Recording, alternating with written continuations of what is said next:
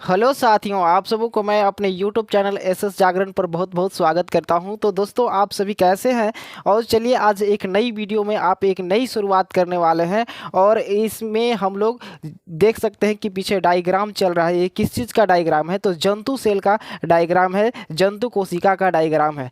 तो आज हम लोग कोशिका के बारे में इस वीडियो में जानने वाले हैं कि कोशिका जो होती है किस प्रकार से कार्य करती है। हम लोग जैसा कि जानते हैं कि कोशिका की खोज जो है ना, रॉबर्ट हुक ने किया था 1665 में। लेकिन इतना जानकारी रखने से मेरा काम नहीं होने वाला है। इसके जो कोशिका के अंदर कोशिकांग होते हैं उनकी संपूर्ण जानकारी हमको चाहिए। और ऐसे पढ़ने से नहीं होगा, जबकि जब आप वीडियो में एनिमेशन के साथ सीखेंगे और देखेंगे कि कौन कैसे दिखाई देता है और उसका फंक्शन क्या है, उसका कार्य क्या है, तब आपको याद होगा कि लाइसोसोम, तो माइटोकॉन्ड्रिया, तो जो अंतर्द्रवी द्रवी जालिका होती है, ये सारे का काम क्या है और कैसे कैसे दिखाई देते हैं। चलिए हम लोग को वीडियो को शुरू करते हैं। चलिए इससे पहले आपको जो है एक मोटिवेशन कोट सुनाते हैं कि मोटिवेशन क्योंकि हमेशा ज़रूरी होता है। तो चलिए इस मोटिवेशन को आप पहले भी कई बार सुन चुके होंगे, लेकिन हर बार ऊर्जा से आपको भर देता होगा। रख हौसला ओ मंजर भी आएगा, रख हौसला ओ मंजर भी आएगा, प्यासे के पास चलकर समंदर भी आएगा। रख हौसला ओ मंजर भी आएगा, प्यासे के पास चलकर समंदर भी आएगा। इसके बाद थक कर न बैठ ए मंजिल के मुसाफिर, थक कर न बैठ ए मंजिल के मुसाफिर, मंजिल भी मिलेगी और मिलने का मज़ा भी आएगा, मिलने की मज़ा भी आएगा। तो साथियों, और चलिए अब जो है इसी मोटिवेशन कोट के साथ जो है हम लोग इस वीडियो की शुरुआत करते हैं और देखते हैं जंतु कोशिका के विषय में। सबसे पहले हमारे जो पहला स्लाइड है जंतु कोशिका एनिमल सेल, इसमें आप देख सकते हैं कि 3D आकृति दिया हुआ है। अच्छे से समझ सकते हैं कि इन्हीं कोशिकाओं से मिलकर के हमारा शरीर बना हुआ है। चलिए थोड़ी सी हम लोग भूमिका पर अगर चर्चा करें तो हमारी जो शरीर की संरचना होती है एक कोशिकाओं से मिलकर के बनी होती है। जैसे हम लोग देखते हैं कि कोई बिल्डिंग बना होता है, तो उस बिल्डिंग को बनाने के लिए क्या चीज़ की ज़रूरत होती है?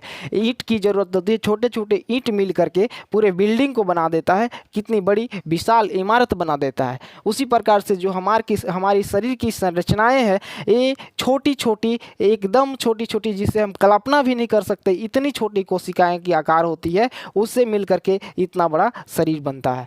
तो इन कोशिका की खोज सबसे पहले जो है ना, इन कोशिका की खोज रॉबर्ट हुक ने 1665 ईस्वी में किया था। लेकिन वो जो कोशिका की खोज 1665 में हुई थी वो मृत कोशिका थी। इस बात को जानकारी रखेंगे कि रॉबर्ट हुक ने जिस कोशिका को खोजा था वह एक मृत कोशिका था। लेकिन इसके कुछ सालों बाद 1674 में लियोनो हॉक ने एक तालाब में जो है जीवित कोशिका की खोज की थी। तो पूछा जाता है ये दोनों क्वेश्चन कि कोशिका की खोज किसने की, तो यह आंसर होगा रॉबर्ट हुक। लेकिन पूछा जाएगा कि जीवित कोशिका की खोज किसने की, तो यहाँ पर होगा लियोनो हॉक। तो इसके विषय में चलिए हम लोग डिटेल से जानते हैं कि जो कोशिका होती है, ये कोशिका के कितने भाग होते हैं और कोशिका के अंदर जो छोटे छोटे ये सारे पार्टिकल्स दिखाई दे रहे हैं, इन सबों का नाम अलग अलग होता है और इनको हम लोग कोशिकांग कहते हैं हिंदी में। तो एक कोशिकांगों के बारे में जानने वाले हैं, जैसे कि लाइसोसोम, माइटोकॉन्ड्रिया, न्यूक्लियस हो गया, राइबोसोम हो गया, SER हो गया, RER हो गया। ये सारे चीज़ के बारे में हम लोग जो है बड़ी डिटेल से इस वीडियो में देखने वाले हैं और अंततः आपको समझ में आ जाएगा कि किस प्रकार से जो सेल होते हैं हमारे अंदर काम करते हैं, तब हमें एनर्जी मिलती है। और आज जो है हम इस प्रकार से अपना काम कर रहे हैं और आप अपना काम कर रहे हैं। तो चलिए हम लोग डिटेल से चर्चा करते हैं। इस पैनल को, स्लाइड को और बड़ा कर लेते हैं। ये देखिए एनिमेशन के साथ आपके पास आ रहा है। ये तो हम लोग देख लिए। ये हमारे पास सेल है, सेल का ये इधर देखेंगे आप लोग, ये पादप कोशिका का सेल दिया हुआ है, पादप कोशिका दिया हुआ है। यहाँ पे आप देख सकते हैं जंतु कोशिका और पादप कोशिका में थोड़ी सी डिफरेंस होती है कि जंतु कोशिका में कोशिका भीति नहीं पाई जाती है, जबकि पादप कोशिका में कोशिका भित्ति पाई जाती है, जो कि सर्दी गर्मी जो परिवर्तनीय माध्यम है उससे उन्हें सुरक्षा प्रदान करती है और साथ ही पौधों को कठोरता प्रदान करती है। तो इस बात को आप ध्यान रखेंगे कि जो जंतु कोशिका होती है और पादप कोशिका होती है इसमें थोड़ी सी डिफरेंस है। चलेंगे हम लोग आगे चलेंगे, पूरे कंप्लीट जानकारी इस वीडियो में आपको देने वाले हैं। यहाँ पे पादप कोशिका है और यहाँ पे इसी से मिल करके ये पादप बना हुआ है। चलिए यहाँ पर हम लोग इस वीडियो में थोड़ा सा ये भी हम लोग देख लेते हैं कि जो पादप कोशिका होता है और जंतु कोशिका एनिमल सेल और प्लांट सेल होता है, इसमें थोड़ी सी समानता भी होती है और थोड़ी सी विषमता भी होती है। तो वो विषमता क्या है, समानता क्या है, उस पर चर्चा करेंगे। जैसे इसमें बहुत सारे जो अंगक होते हैं लगभग एक जैसे पाए जाते हैं, लेकिन कुछ अंगक होते हैं जो एक दूसरे में नहीं पाए जाते हैं। जैसे आप देखेंगे कि वोकल्स हो गया और इधर mitochondria, ribosome, lysosome, ACR, ER, ये सारे चीज़ जो है ना कॉमन रूप से एक दूसरे में पाए जाते हैं। लेकिन वहीं हम लोग देखें तो इसमें क्लोरोप्लास्ट पाया जाता है, क्रोमोप्लास्ट पाया जाता है, जो कि एनिमल सेल में नहीं पाया जाता, जंतु कोशिका में नहीं पाया जाता है। चलिए हम लोग अब जो है आगे चलते हैं और देखते हैं एनिमल सेल के बारे में डिटेल से हम लोग थोड़ा जानते हैं। जैसा कि हम लोग जानते हैं कि शरीर की जो सबसे संरचनात्मक और क्रियात्मक इकाई जो है ना, ये क्या है, सेल है। शरीर की सबसे छोटी संरचनात्मक और क्रियात्मक इकाई क्या है, कोशिका होता है। कोशिका को हम लोग कहते हैं।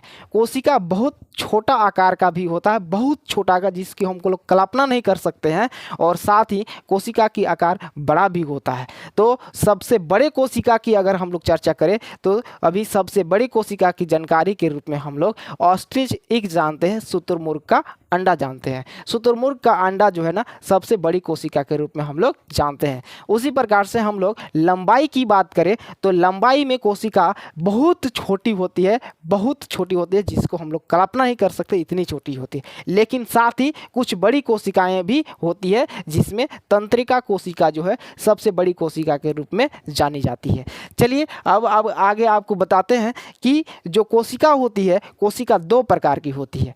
एक होती है प्रोकैरियोटिक कोशिका और एक होती है यूकैरियोटिक कोशिका। तो प्रोकैरियोटिक कोशिका किसे कहते हैं और यूकैरियोटिक कोशिका किसे कहते हैं, इस पर हम लोग थोड़ा सा चर्चा करते हैं। तो देखिए साथियों, जो जीव ज़्यादा विकसित होते हैं, जैसे मनुष्य एक जटिल जीव है, हाथी एक जटिल जीव है, और पेड़ पौधे भी जटिल ही है। तो इन सारी शरीरों का निर्माण जो है ना यूकैरियोटिक कोशिका से मिलकर के बना होता है, जबकि वैसे जीव जो अविकसित होते हैं, जिसकी संरचना बिल्कुल सरल होती है, वो प्रोकैरियोटिक कोशिका से मिलकर के बनी होती है। इसके में अंतर ये है कि जो यूकैरियोटिक कोशिका होती है, इसमें केंद्रक झिल्ली पाई जाती है, जबकि जो प्रोकैरियोटिक कोशिका होती है उसमें केंद्रक अस्पष्ट नहीं होता और ना ही केंद्रक झिल्ली पाई जाती है। और साथ ही जो कोशिकांग होते हैं, कोशिकांग कहे तो कोशिका के अंदर जो छोटे छोटे पार्टिकल, लाइसोसोम, क्रोमोसोम, ये न्यूक्लियस जो है, ये माइटोकॉन्ड्रिया, ये सब है। तो ये सब में क्या पाया जाता है, झिल्ली पाई जाती है, जबकि प्रोकैरियोटिक कोशिका के जो कोशिकांग होते हैं उनमें किसी प्रकार की झिल्ली नहीं पाई जाती है। यही डिफरेंट है प्रोकैरियोटिक कोशिका और यूकैरियोटिक कोशिका। संभवतः आप समझ चुके होंगे। चलिए जो है आपको और आगे बताते हैं। An animal cell is a type of eukaryotic cell, ये आपको क्लियर हो चुका होगा अब तक, है ना। यहाँ पे आप देख सकते हैं कि ये हमारा न्यूक्लियस है, और न्यूक्लियस के ये बाह्य भाग जो है ना हम लोग न्यूक्लियस झिल्ली कह सकते हैं, कोशिका केंद्रक झिल्ली कह सकते हैं। उसी प्रकार से ये हमारा जो है ना ये हमारा कोशिका है, और ये जो बाहरी वाला भाग है ना, ये बाहरी वाला जो है झिल्ली है, कोशिका झिल्ली के नाम से हम लोग इसको जानते हैं। चलिए हम लोग और विस्तार से थोड़ा सा जानते हैं और एक्सप्लेन करते हैं। यहाँ पे आपको दिया गया है कि जो एनिमल सेल होता है उसकी साइज बिल्कुल छोटी होती है। ये आपको स्लाइड आपको कहीं ना कहीं हम आपको बता ही दिए हैं। चलिए अब आपको हम नेक्स्ट स्लाइड में चलते हैं। यहाँ पे जो है यूकैरियोट जो कोशिका होती है इसकी 3D आकृति दिया हुआ है। आप देख सकते हैं कि कितने अच्छे से स्पष्ट रूप से आपको दिखाई दे रहा होगा। केंद्रक दिखाई दे रहा है, एक केंद्रक झिल्ली दिखाई दिया हुआ है। यहाँ पे ये हमारा जो है रेक्टिकुलम दिखाई दे रहा है। यहाँ पे हमको माइटोकॉन्ड्रिया दिखाई दे रहा है। यहाँ पे लाइसोसोम दिखाई दे रहा है। तो इस प्रकार से आप जो है देख सकते हैं। आगे हम लोग चलेंगे, आगे वीडियो यहाँ पे भी नहीं प्ले करते हैं, थोड़ा और आगे देखते हैं। ठीक है, देखो, animal cell are generally smaller than plant cell. Another defining characteristic is the irregular shape. अब देखिए बात करते हैं शेप के। तो जो प्लांट सेल होते हैं ना, जो प्लांट सेल होते हैं और जो जंतु सेल होते हैं, तो जंतु कोशिका जो होती है ना प्लांट सेल से कहीं ना कहीं छोटा होता है। हमेशा इस बात को याद रखेंगे कि प्लांट सेल का जो आकृति होती है ना थोड़ी बड़ी होती है एनिमल सेल से। और हम लोग देख सकते हैं कि जो आकार होती है, आकार मेनी टाइप के होते हैं। कई प्रकार की जो कोशिकाओं की आकार होती है, जैसे गोलाकार भी हो सकता है, लंबाकार भी हो सकता है, आयताकार भी हो सकता है। यानी कि आकार कोई निश्चित नहीं है, अनियमित प्रकार के होते हैं कोशिकाओं की आकार। ठीक है, अब जो है आगे हम लोग समझते हैं इसमें और आगे क्या दिया हुआ है। ये हमारा देखिए आकृति दिया हुआ है सेल का, जो काट चित्र है। इसमें विभिन्न अंगकों को आप देख सकते हैं। ये सारा को ही हम लोग क्या बोलते हैं सर? अंगक बोलते हैं। इस सब को हम लोग क्या बोलते हैं? अंगक बोलते हैं। अलग अलग ये अंगक दिया हुआ है, पार्ट्स दिया हुआ है कोशिका के। एक केंद्रक है और इसी में जो है ना केंद्रक की ये झिल्ली है और इसी में क्या पाया जाता है? DNA वगैरह पाया जाता है। इसके विषय में हम लोग विस्तार से भी चर्चा करेंगे सर।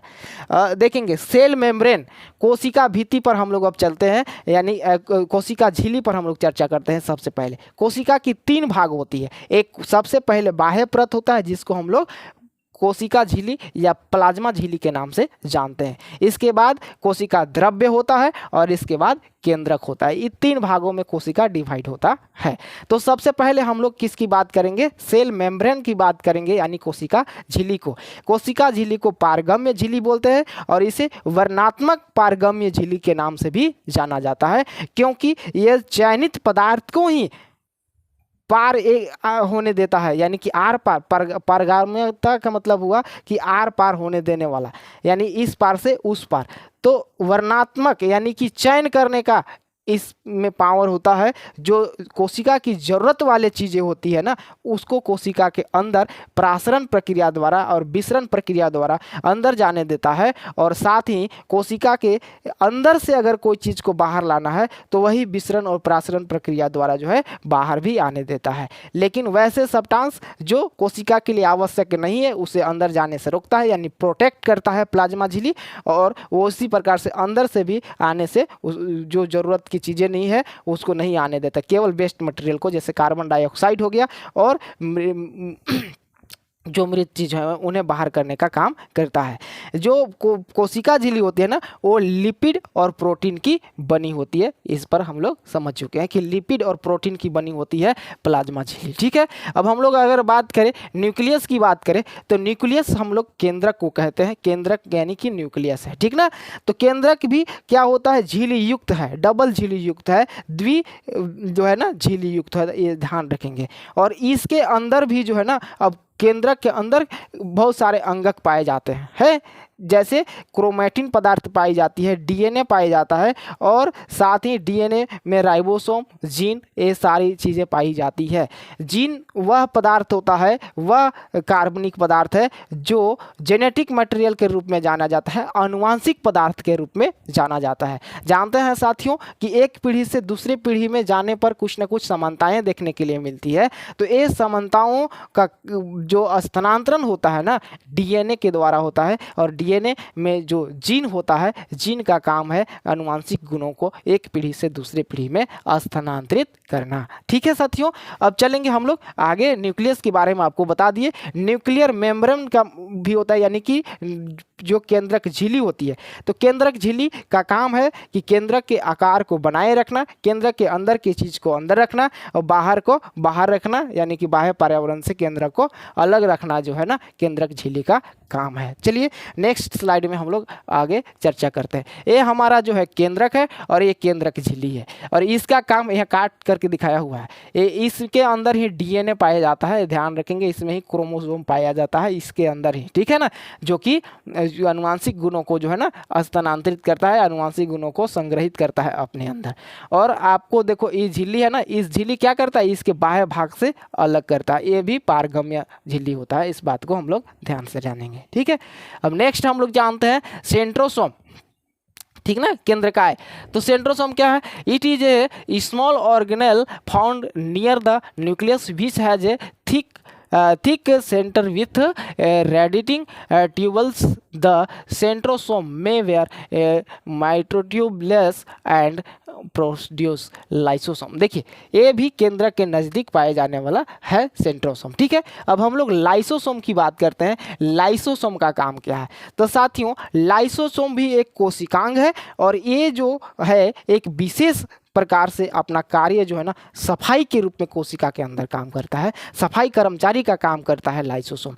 इसमें जो है ना विशेष प्रकार की एंजाइम बनता है और एंजाइम जो है जो वेस्ट मटेरियल है उसे पचाने का काम करता है और साथ ही जो मृत कोशिका होती है ना, कोशिकांग होती है, उसे ख़त्म करने का काम करता है। यानी हम लोग कह सकते हैं कि कोशिका में के अंदर जो पाई जाने वाली लाइसोसोम है वो एक सफाई कर्मचारी के रूप में कोशिका के अंदर काम करता है। इसमें जो है पाचक एंजाइम का स्राव होता है। पाचक एंजाइम जो है प्रोटीन का बना होता है, इस चीज़ को ध्यान रखेंगे। एंजाइम कोई भी एंजाइम जो है ना प्रोटीन का बना होता है, ठीक है। कभी कभी लाइसोसोम एक कोशिका के लिए खतरा भी बन जाता है, जैसे मेटाबॉलिज्म में कभी व्यवधान हो जाता है तो उस समय वैसी स्थिति में जो लाइसोसोम होता है एंजाइम की मात्रा अधिक स्रावित कर देता है, जिससे जो है ना प्लाज्मा झिल्ली फट जा जो उसके अंग झिल्ली होती है फट जाती है और इस प्रकार से जो है ना पूरे कोशिका बर्बाद हो जाता है। तो इसलिए कोशिका की आत्मघाती की थैली हम लोग किसको कहते हैं, लाइसोसोम को कहते हैं। Suicide bag of cell lysosome, ठीक ना। लाइसोसोम को हम लोग क्या कहते हैं, कोशिका की आत्मघाती की थैली। क्यों, क्योंकि इसमें वैसे एंजाइम होता है जो कभी कभी अधिक मात्रा में स्रावित हो जाने के बाद किसी गड़बड़ी की वजह से पूरे कोशिका को समाप्त कर देता है, पाचित कर लेता है। चलिए आगे हम लोग विस्तृत रूप से और के बारे में जानते हैं। साइटोप्लाज्मा, साइटोप्लाज्मा यानी कि जो है द्रव्य, कोशिका द्रव्य। कोशिका द्रव्य एक जेली युक्त पदार्थ है जिसमें जो है ना सारे अंग इधर उधर तैरते रहते हैं। जैसे आप लोगों ने अभी शुरुआत वीडियो में देखा था कि जो अंगक है, छोटे छोटे अंगक हैं, पार्टिकल्स हैं, वो कोशिका के अंदर मूवमेंट अपना करते रह रहे हैं, इधर उधर चल रहे हैं। तो किस में चल रहे हैं, तो वही साइटोप्लाज्मा जो कोशिका द्रव्य है ना, उसी में वो अपना मूवमेंट चारों तरफ करते हैं, ठीक है। यानी कि वो जेली लाइक पदार्थ, जेली टाइप का पदार्थ है ना, जेली यानी चिपचिपा पदार्थ होता है, ठीक है। इसी में सारा चीज़ है। इसके बाद साइटोप्लाज्मा को आपको बता दिए और इसके बाद गोल्जी अपरेटस, ठीक ना। गोल्जी, देखिए गोल्जी उपकरण को जो है ना सर कैमिलो गोल्जी ने इसकी खोज की थी। पूछा जाता है कभी कभी साथियों कि जो गोल्जी बॉडी है ना, गोल्जी उपकरण, इसको खोज किसने किया था, तो गोल्जी उपकरण का खोज जो है ना कैमिलो गोल्जी ने किया था। इस बात को आप ध्यान से रखेंगे, ठीक है ना, कैमिलो गोल्जी ने किया था। इसका काम क्या है, तो इसका काम जो है ना, इसका काम क्या है कि ए fault smooth layered sac-like organelle which is located near the nucleus and involved in manufacturing, storing, packing and transporting the particles throughout the cell। क्या काम करता है, तो ट्रांसपोर्टिंग का, स्टोरिंग का। जैसे जो ऊर्जा बनती है ना, जो प्रोटीन बनती है, जो लिपिड बनती है, उस सारे को कोशिका के सभी भागों तक जरूरत होता है। तो उन्हें एक जगह से दूसरे जगह पहुंचाने की कोई माध्यम चाहिए, तो वो माध्यम क्या है, तो वही माध्यम है यहाँ पे हमारा गोल्जी बॉडी। जैसे कुआं में पानी है, लेकिन पानी को तो खेतों में ज़रूरत है, खेतों के सभी जगह तक ज़रूरत है, तो उसको पहुँचाने के लिए क्या चीज़ की ज़रूरत है, हमें मशीन पाइप की ज़रूरत है ना। तो वही काम करता है, ट्रांसपोर्टिंग का, संग्रहण करने का काम कौन करता है, गोल्जी बॉडी करता है। और इसका खोज किसने किया था, कैमिलो गोल्जी ने किया था, उन्हीं के नाम पर ये रखा गया है। ठीक है सर, चलिए आगे हम लोग चलते हैं। अब आगे हम लोग यहाँ देखेंगे केंद्रक है ना, एक केंद्रक है, ये क्या है, केंद्रक है। अच्छा सर, केंद्रक की खोज किसने किया है ना, तो केंद्रक की खोज रॉबर्ट ब्राउन ने किया था। केंद्रक की खोज किसने किया था, रॉबर्ट ब्राउन ने 1831 ईस्वी में जो है खोज की थी। इस बात को आप लोग ध्यान से रखेंगे, ध्यान रखेंगे, ठीक है ना। चलेंगे आगे हम लोग देखेंगे, जैसे लाइसोसोम यहाँ पर है, ये लाइसोसोम की चर्चा कर ली हम लोग, गोल्जी अपरेटस की चर्चा कर दी है, देखिए पाइप की तरह है और ये चारों तरफ जुड़े हुए रहता है। और हमको किसको चर्चा कर लिए, न्यूक्लियस की चर्चा कर लिए, और हम लोग सेल मेम्ब्रेन की चर्चा कर लिए। ठीक है, आगे हम अब वही चर्चा करने वाले हैं। ठीक है, चलिए आगे हम माइटोकांड्रिया के विषय में जानने वाले हैं कि माइटोकांड्रिया कोशिका में क्या भूमिका निभाता है।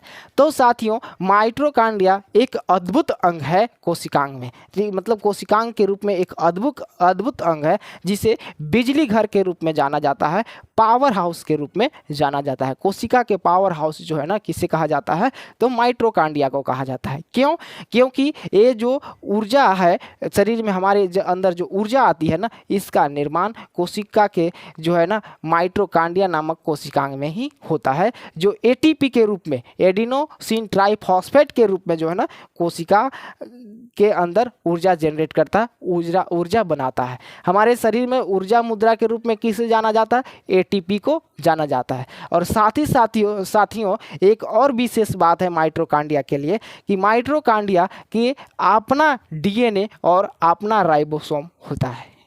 ये बात जानकारी योग्य है कि जो माइटोकांड्रिया है ना, वो अपना डीएनए अलग रखता है, और साथ ही वो प्रोटीन बनाने के लिए उसके अंदर राइबोसोम भी अलग से होता है। तो साथियों, माइटोकांड्रिया विशेष अंग है, बिजली घर के रूप में जाना जाता है, इसमें अपना राइबोसोम वगैरह होता है। ठीक है, डीएनए होता है। इसके बाद हम लोग देखेंगे वोकल्स, देखेंगे वोकल्स क्या है, ए membrane double organelle present inside a cell involved in maintaining shape, the storing water, food waste etc। जो रिक्तिका होता है, वोकल्स जो होता है ना, वो क्या करता है कि किसी भी कोशिका के एक बड़े भाग वही होता है जिसमें वाटर का, पानी का संग्रहण होता है, भोजन का संग्रहण होता है, और साथ ही जो वेस्ट मटेरियल कोशिका में बन जाता है, जो अनावश्यक पदार्थें बन जाती है, उसका संग्रहण भी वोकल्स में बनता है, यानी कि रिक्तिका में बनती है। चलिए नेक्स्ट हम लोग देखते हैं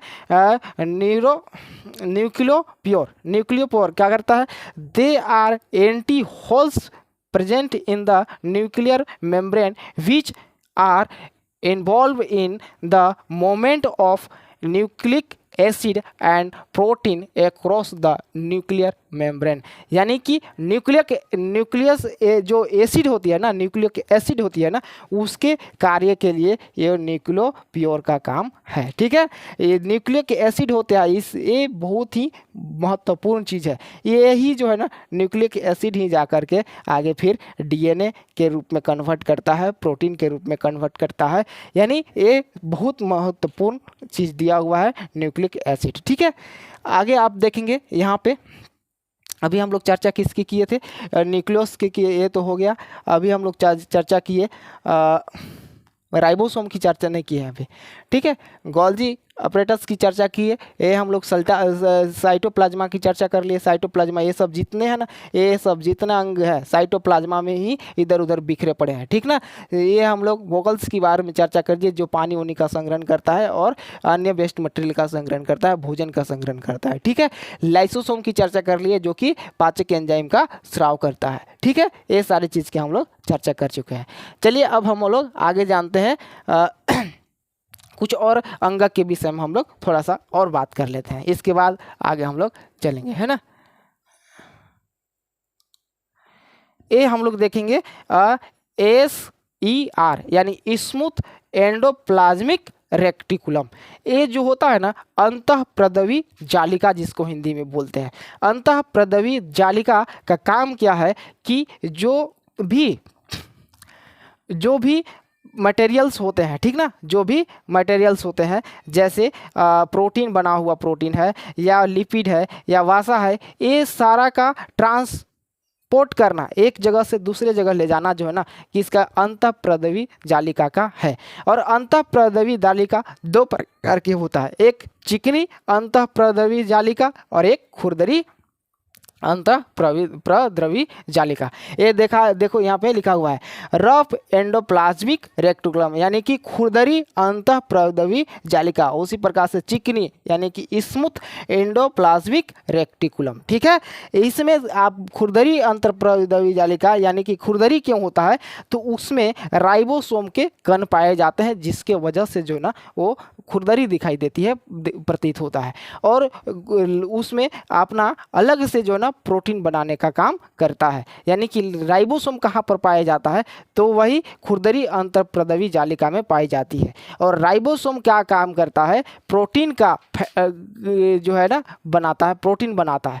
तो पूछा जाएगा कि अच्छा बताओ प्रोटीन की फैक्ट्री किसे कहा जाता है, तो राइबोसोम को ना प्रोटीन की फैक्ट्री कहा जाता है, इस बात को ध्यान रखेंगे। और ये कहाँ पे होता है, तो यही RER यानी कि यहाँ पे रफ एंडोप्लाज्मिक रेक्टिकुलम में पाया जाता है। उसी प्रकार से लिपिड और प्रोटीन जो होता है ना, लिपिड और प्रोटीन का संश्लेषण SER में होता है यानी स्मूथ एंडोप्लाज्मिक रेक्टिकुलम। ठीक है, और साथ ही ER का यानी कि एंडोप्लाज्मिक रेक्टिकुलम का काम है एक जगह से दूसरे जगह तक ये लिपिड, प्रोटीन, वसा ये सब का वहन करना, परिवहन करना। ठीक है साथियों, आप अभी तक समझ चुके होंगे। और हम लोग बात करें कौन सा रहा हो, तो साइटोप्लाज्मा आपको बता ही दिए। ठीक है, अब थोड़ा सा और एक विशेष बात कर लेते हैं, इसके बाद वीडियो को अंत करेंगे। जैसे इसमें आप जो है ना जीव द्रव्य किससे कहते हैं, जीव द्रव्य। तो देखो साथियों, जो कोशिकांग है, केंद्रक द्रव्य है, ये सारे मिल करके यानी कि केंद्रक और कोशिका द्रव्य ये दोनों मिल करके ना जीव द्रव्य का निर्माण करते हैं। ठीक ना, केंद्रक और कोशिका द्रव्य मिलकर के किसका निर्माण करते हैं, जीव द्रव्य का निर्माण करते हैं, है ना। आगे चलेंगे अब हम लोग साथियों, आगे चलेंगे। आगे क्या है, एनिमल सेल का टाइप समझते हैं कि कितने प्रकार के होते हैं। तो साथियों जो सेल होते हैं ना कई टाइप के होते हैं, मेनी टाइप के होते हैं। ठीक ना, there are numerous type of animal cell is design to serve specific function. The most common type of animal cell are skin cell. साथियों जो कोशिका होती है ना उनके अलग अलग प्रकार होते हैं उनके कार्य के आधार पर। ठीक है, जैसे अब जो है हम लोग सभी को देखेंगे, चित्र में भी देखेंगे, नेक्स्ट स्लाइड में लगा हुआ है। तो जैसे अब स्किन सेल हो गया, स्किन सेल अब लोग जानते ही है, स्किन सेल के रूप में कौन सा आता है, जैसे मेलाटोनोसाइट हो गया, केराटिनोसाइट हो गया, मार्केल सेल एंड लैंगहेरन सेल, ये सारा जो है ना सेल का अलग अलग प्रकार हो गया स्किन के लिए। उसी प्रकार से मसल्स बनते जो है, हमारे शरीर के जो मसल्स हैं वो मसल्स बनाने के लिए कौन सेल उत्तरदायी है, तो उसके लिए जो है ना मायोसाइट हो गया, मायोसाइटोलिट सेल हो गया, टेंडोन सेल हो गया, साथ ही कार्डिक मसल्स सेल हो गया। आप लोग जानते हैं ना हार्ट जो बनता है ना कार्डिक मसल सेल्स से ही बना होता है, यानी मसल्स बनाने के अलग से सेल्स होते हैं, स्किन बनाने के लिए अलग से सेल्स होते हैं। इसके बाद बॉडी ब्लड जो है ना, ब्लड भी सेल से ही मिल करके बना होता है साथियों। तो ब्लड बनाने के लिए भी अलग प्रकार के सेल होते हैं, जैसे कि ल्यूकोसाइट, एरिथ्रोसाइट और प्लेटलेट मिल करके किसकी संरचना करते हैं, ब्लड की संरचना करते हैं। उसी प्रकार से आप जो है ना नर्व सेल के रूप में भी जानते हैं, नर्व यानी तंत्रिका सेल के रूप में भी जानते हैं, जैसे Schwann cell, gills cell ETC। ठीक है, फैट सेल भी होता है, वसा में उत्तक भी जो बनता है उसके लिए भी एक सेल होता है, वो कौन सा सेल होता है, एडियोपोसाइट सेल होता है, ये समझेंगे। एडियोपोसाइट सेल से बनता ही है, क्या बनता है, वसा ऊतक बनता है। ठीक है साथियों, अब हम लोग जो है और सेल के बारे में देख लेते हैं, जो सेल के टाइप हैं कैसे कैसे हैं। जैसे आप देख सकते हैं कि एनाटॉमी ऑफ ह्यूमन सेल, मानव में जो पाए जाने वाले सेल है उसके विषय में थोड़ी सी दी हुई है। जैसे ब्लड सेल्स, ये आप देख सकते हैं कि ब्लड सेल्स जो ना अवतल आकार का शेप में यहाँ पे दिखाया रहा है। उसी प्रकार से अंडाणु जो होता है, ये अंडाणु ओम सेल जो है ना, ये देखिए गोलाकार होता है। उसी प्रकार से नर्व सेल, जिसको हम लोग तंत्रिका कोशिका कहते हैं, न्यूरॉन कहते हैं, ये एक लंबी कोशिका के रूप में होता है। अब बोन सेल के रूप में हड्डी जो बनती है ना कोशिका से, ये देखिए कोशिका इसकी ऐसी होती है, शखावंती कोशिका होती है, इस बात पर ध्यान रखेंगे। उसी प्रकार से जो है ना स्मूथ मसल सेल्स, जो मांसपेशियाँ बनती है, उससे बनाने के लिए कौन सी सेल की ज़रूरत है, ये स्मूथ मसल सेल्स, ये इस प्रकार के दिखाई देता है। साथ ही यहाँ पर आप देख सकते हैं स्पर्म सेल इस प्रकार का होता है। और साथ ही यहाँ पे आप देख सकते हैं कोलुमनर एपिथेलियमी सेल, जो कि स्किन वगैरह बनाने के लिए ज़रूरत होता है। ठीक है साथियों, और आगे अब हम लोग जो है और विस्तृत रूप से कुछ थोड़ा जानकारी रखेंगे। ठीक है, जैसे point of notes about animal cell के बारे में कुछ हमको और अधिक जानकारी की जरूरत है। जैसे the cell is the structural and functional unit of life, यानी शरीर की सबसे संरचनात्मक और क्रियात्मक छोटी इकाई कोशिका होती है। इसके बाद हम लोग this cell differ in their shapes, size and their structure as the have to fulfil a specific function, यानी फंक्शन के आधार पर, काम के आधार पर उनके आकार डिजाइन होती है, शेप होती है ना।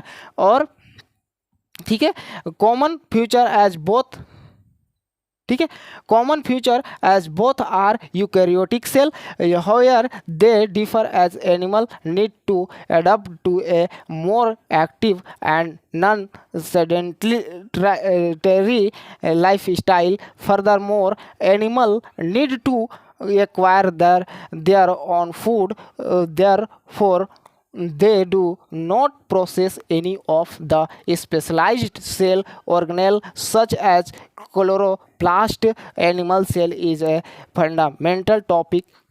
ठीक है, 9th क्लास में इसकी और विस्तार से चर्चा की गई है। ठीक है, तो साथियों हम समझ चुके हैं कि जो कोशिका होती है ना, एक विशेष प्रकार की जो है ना हमारे शरीर में संरचनात्मक और क्रियात्मक इकाई है, और इसी से ये पूरा शरीर बना हुआ है। ठीक है, अब अभी तक आप जो है ना कोशिका के विषय में बहुत कुछ जान चुके होंगे। टाइप ऑफ सेल ये आपको दिखा ही दिए, ये सेल के प्रकार के रूप में आपको दिखा दिए, ये सारा सेल का ही डिज़ाइन दिया हुआ है सर। ठीक है, और आपको कुछ दिखाते हैं, इसमें कुछ क्वेश्चन है और साथ ही एक दो क्वेश्चन और याद कर लेंगे। जैसे रॉबर्ट ब्राउन ने 1831 में केंद्रक की खोज की थी, ये आपको पता हो गया है। और साथ ही कोशिका सिद्धांत पूछा जाता है साथियों कि कोशिका सिद्धांत की खोज किसने की। तो सर कोशिका सिद्धांत की खोज जो है ना एम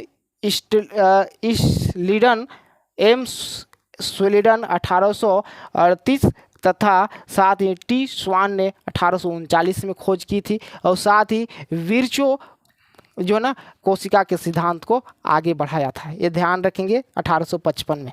ठीक ना, तो ये चीज़ कोशिका सिद्धांत के बारे में पूछा जाता है, तो कोशिका सिद्धांत वाला एक क्वेश्चन याद कर लेंगे। ठीक ना, एम स्वीडन और टी स्वान कोशिका सिद्धांत को दिया था, है ना।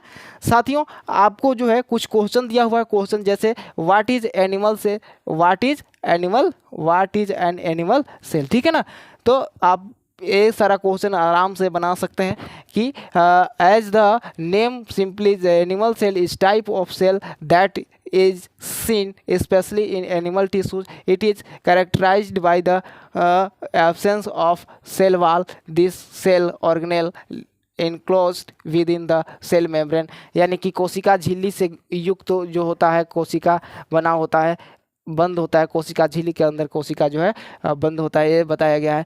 आगे क्वेश्चन है, name the cell organelle that content the genetic material on the cell, यानी कि जो जेनेटिक मटेरियल होता है वो सेल के किस पार्ट्स में होते हैं, तो न्यूक्लियस में पाया जाता है, केंद्रक में पाया जाता है। ठीक है, अगले क्वेश्चन है, which cell organelle is responsible for the generating of energy for circular activities, तो जो हमारे शरीर में शक्ति ऊर्जा बनता है, उस ऊर्जा कहाँ पे बनता है, इसके लिए कौन उत्तरदायी है, तो इसका सही आंसर आप बताएंगे माइटोकॉन्ड्रिया है। ठीक है, इसके बाद अगले क्वेश्चन है, अगले क्वेश्चन का आंसर जो है ना, जैसे what is the role of lysosome, lysosome का क्या रोल है कोशिका के अंदर, तो lysosome help in digestion, excretion and cell renewable process, नई कोशिका के कोशिकांग बनाने में भी लाइसोसोम की भूमिका है। साथ ही साथियों, आपको एक कमेंट में एक क्वेश्चन का आंसर देना है, अगर आप वीडियो को अंत तक देखे होंगे तो आप उसका आंसर जरूर देंगे कि प्रोटीन की फैक्ट्री कोशिका के किस अंग को कहा जाता है। और साथ ही अगले क्वेश्चन है कि state the various type of animal cell, तो स्किन सेल हो गया, muscle cells, blood cells, nerve cell, fat cell, ये सारा क्वेश्चन हो गया। ठीक है, इसके बाद explain how an animal cell various from plant cell, ये क्वेश्चन सिंपल है, आप लोग आराम से क्लिक कर सकते हैं, है ना। चलिए, आपको लास्ट में एक और मोटिवेशन कोट से जो है वीडियो को अंत करते हैं। जैसे किश्ती डूबकर भी निकल सकती है, किश्ती डूबकर भी निकल सकती है, समा बुझकर भी जल सकती है, समा बुझकर भी जल सकती है, मायूस ना हो, इरादे न बदल, किस्मत किसी भी वक्त बदल सकती है, किस्मत किसी भी वक्त बदल सकती है। तो साथियों, आपको जो है घबराने की ज़रूरत नहीं है, पेशेंस की ज़रूरत है, पेशेंस रखिए, कभी भी आपको जो है ना सफलता हाथ एकाएक भी लग सकता है, लेकिन इसके लिए सतत मेहनत और प्रयास की आपको ज़रूरत है, घबराने की कोई ज़रूरत नहीं है। चलिए, आपको अंत तक इस वीडियो को देखने के लिए बहुत बहुत धन्यवाद। जय हिंद साथियों।